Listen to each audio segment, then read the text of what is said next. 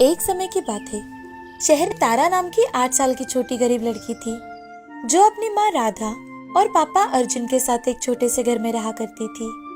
अर्जुन मजदूरी करके घर चलाता था और उसकी बेटी तारा को स्कूल में पढ़ाता था। एक दिन तारा स्कूल से घर आ रही थी कि तभी उसकी नजर डांस हॉल की ओर जाती है, जिस दीवार को एक छोटा सा होल था। उसमें से वो अपनी आँख से अंदर डांस करते लोगों को देख रही थी कि तभी उसकी माँ राधा वहां आ जाती है और उसका हाथ पकड़कर उसे चिल्लाते हुए उसे घर लेकर जाती है। तारा, कितनी बार कहा है तुम्हें कि वहाँ पर ऐसे टाइम पास मत किया कर। पर माँ, मुझे भी उनके जैसा डांस करना है, बड़ा बनना है, टीवी पे दिखना है। माँ, मुझे भी जाना है वहाँ डांस सीखने।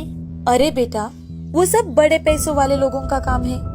हमारे पास इतने पैसे हैं कहाँ कि हम तुम्हें वहाँ डांस सीखने के लिए भेजे। चलो चुपचाप अपनी पढ़ाई करने के लिए बैठो।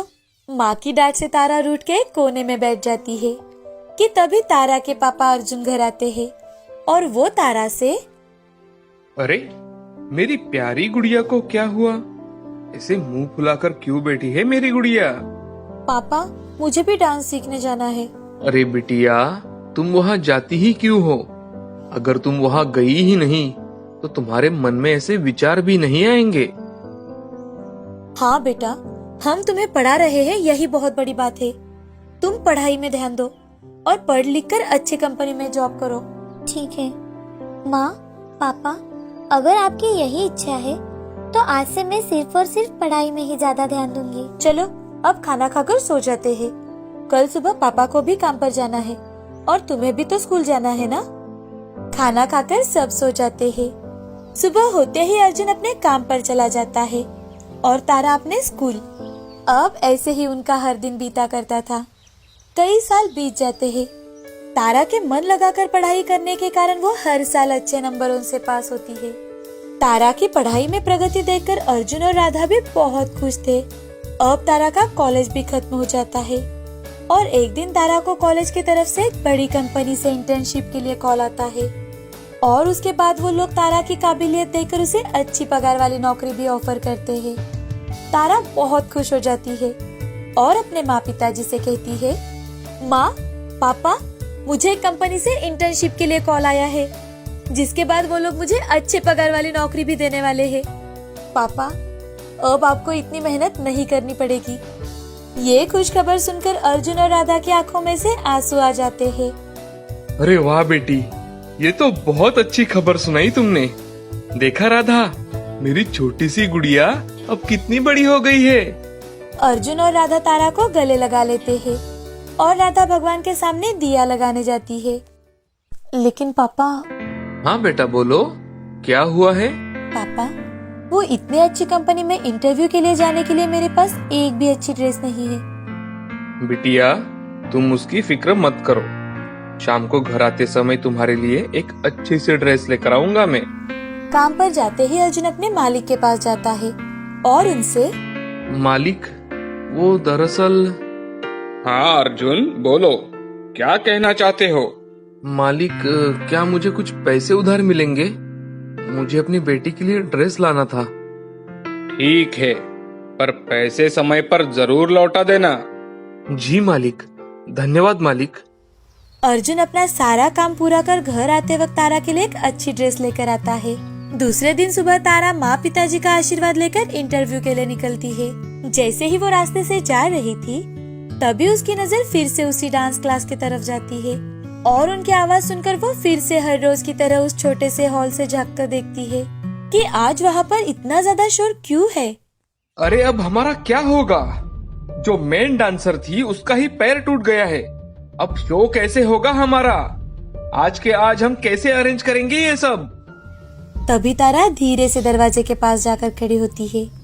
क्या मैं आपकी कुछ मदद कर सकती हूँ? तारा की बात सुनकर वो सारे लोग उस पर हंसने लगते हैं कि ये गरीब लड़की उनकी क्या मदद करेगी। कौन हो तुम और तुम क्या मदद करोगी हमारी? सर, आप मुझे एक चांस तो देकर देखिए। अच्छा ठीक है, तुम्हें दिया चांस, अब दिखाओ हमें डांस करके। जब तारा उसका डांस स्टार्ट करती है तो वहाँ के सभी लोग आश्चर्यचकित हो जाते हैं और वो डांस टीचर तारा से, अरे तुमने ये कहाँ से सीखा? ये तो हमारी कोरियोग्राफी है। जी सर, माफ करना, पर मैं रोज आपका डांस देखा करती थी और घर जाकर प्रैक्टिस किया करती थी। मुझे बचपन से ही आपके यहाँ डांस सीखना था, लेकिन हमारे गरीब हालात की वजह से मैं कभी अंदर नहीं आ पाई।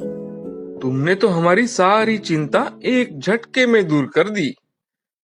क्या तुम आज के शो में हमारे ग्रुप में परफॉर्म करना चाहोगी? जी सर। अब तारा की खुशी का कोई ठिकाना नहीं था। तभी उसका फोन बजता है। हेलो हेलो मिस तारा, मैं कंपनी से बात कर रही हूँ। आज तुम इंटरव्यू के लिए आ रही हो या नहीं? जी मैम। ऐसा कह के तारा फोन रख देती है और सोच में पड़ जाती है। एक तरफ उसका बचपन का सपना सच हो रहा था और एक तरफ उसके माँ पिताजी का सपना। उनकी मेहनत थी जिससे उन्होंने तारा को इस मकान पर लाया था। लेकिन उस समय तारा अपने पैशन को चुनती है और अपने घर पर बिना बताए ही डांस क्लास वाले लोगों के साथ शो में परफॉर्म करने के लिए निकल जाती है। तारा की वजह से उनका पूरा ग्रुप वो शो में जीत जाता है और हर जगह सिर्फ तारा के डांस के ही चर्चे होने लगते हैं। सब होने के बाद शाम को तारा घर आती है। अजी सुनते हो, अपनी तारा आ गई, देखो तो। अरे बेटा, आ गई तुम? आओ आओ बैठो और बताओ, कैसा गया तुम्हारा इंटरव्यू? तुम्हारा सिलेक्शन हुआ या नहीं? पापा, वो दरअसल तारा को कुछ भी समझ में नहीं आ रहा था कि वो अपने माँ पिताजी से कैसे सच कहे। वो उन्हें दुखी नहीं करना चाहती थी, पर वो उनसे झूठ भी नहीं बोलना चाहती थी। इसीलिए तारा ने उन्हें सारी बात बता दी। अरे तारा, तुमने ये क्या कर दिया? कितने दिनों बाद घर में खुशी आई थी। अरे ये सब करने से पहले एक बार अपने पापा के बारे में तो सोच लेती। अर्जुन बहुत दुखी हो जाता है और वो वहाँ से उठकर बाहर चला जाता है। जैसे ही अर्जुन बाहर निकलता है तो गांव के 2-3 लोग उससे मिलते हैं और वो अर्जुन से, अरे अर्जुन भाई, क्या बात है, तुम्हारी तारा तो टीवी पे आ गई। ये सब कैसे हुआ? पर कुछ भी कहो अर्जुन, क्या डांस किया है तुम्हारी बेटी ने, वाह, मानना पड़ेगा भाई। हाँ हाँ अर्जुन भाई, तुम्हारी तारा ने तो अपनी बस्ती का नाम रोशन कर दिया। ये सब सुनकर अर्जुन भागते हुए घर आता है और राधा को सारी हकीकत बताता है। दोनों खुशी से तारा को गले लगा लेते हैं। ऐसे ही धीरे धीरे तारा के घर के बाहर भीड़ इकट्ठा होने लगती है। और फिर क्या था, उसे हमेशा ही बहुत सारे शोज से डांस के लिए ऑफर आने लगते हैं। ऐसे ही करते करते तारा बहुत फेमस डांसर हो जाती है।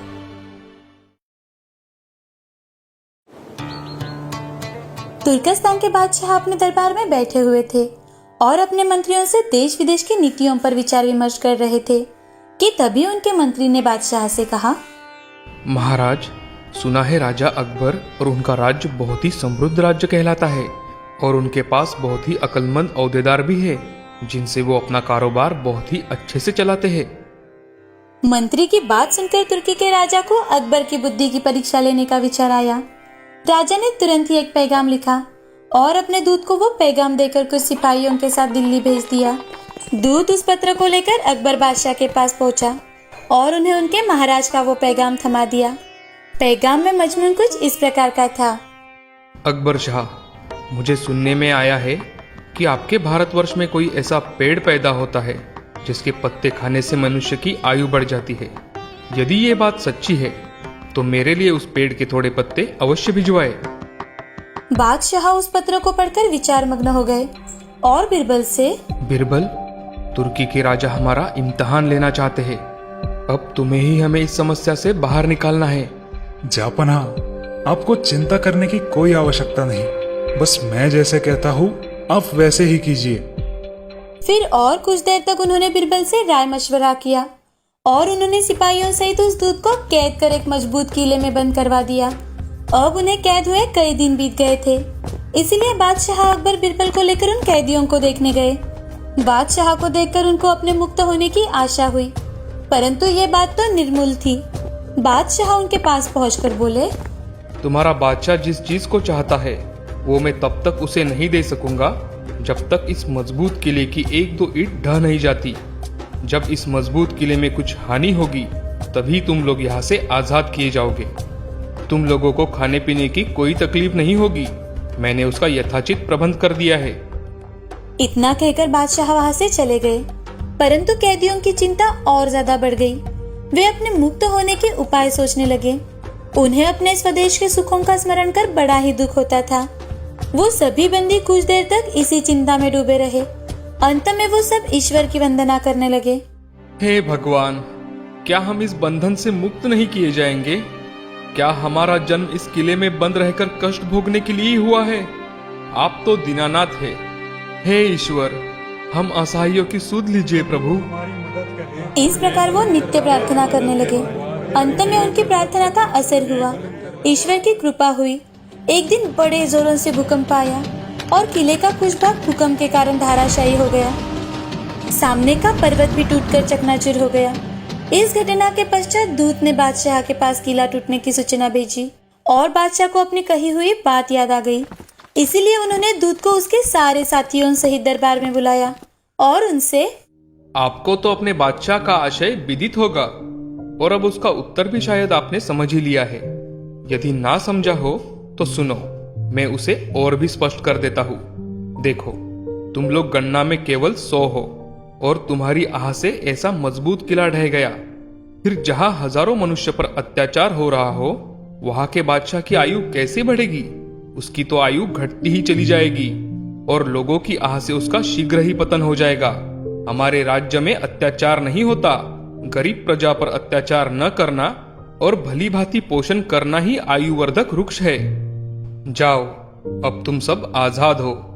इस प्रकार समझा बुझाकर बादशाह ने उस दूत को अपने साथियों सहित स्वदेश लौट जाने की आज्ञा दी और उनका राह खर्च भी दिया। उन्होंने तुर्कस्तान में पहुंचकर ये सारी बातें अपने बादशाह को समझाई। अकबर की शिक्षा लेकर बादशाह दरबारियों सहित उनकी भूरी भूरी प्रशंसा करने लगा।